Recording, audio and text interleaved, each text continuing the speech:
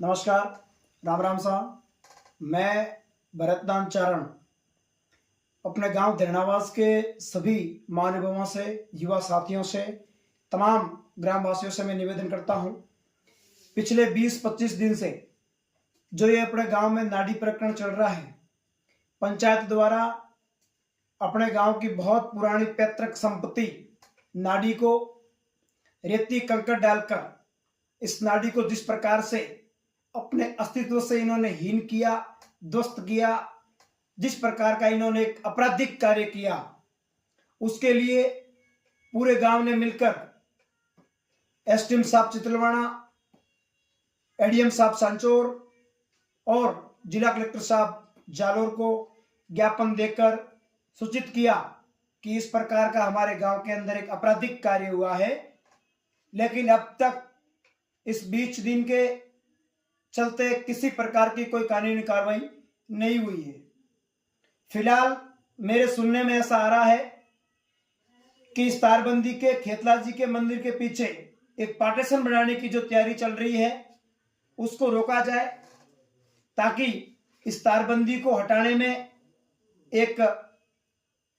समान जो प्रक्रिया रहे वो बनी रहे। पार्टीशन बनाने के बाद इन लोगों का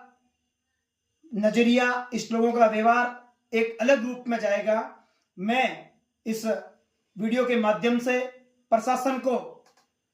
खुली चेतावनी देता हूं कि आप अगर सोमवार तक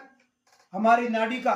पुनः सौंदर्यीकरण और इस अतिक्रमण को नियत से जो तारबंदी की गई है उस तारबंदी को मौके से हटा दिया जाए। हम सोमवार तक का सभी ग्रामवासी धरनावास के, हमारी ग्राम पंचायत इटादा, उसमें हमारा गांव धरनावास है, हम पूरे ग्रामवासी मिलकर ये अल्टीमेट दे रहे हैं कि सोमवार तक ये तारबंदी अगर नहीं हटती है तो हम मंगलवार से उपखंड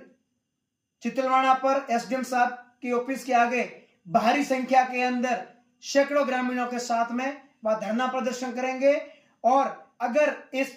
बीच में अगर किसी भी प्रकार की कोई अगर हानि होती है तो उसका जवाबदार प्रशासन रहेगा। और पंचायत को भी मैं सूचित करता हूं कि आप समय रहते इस काम को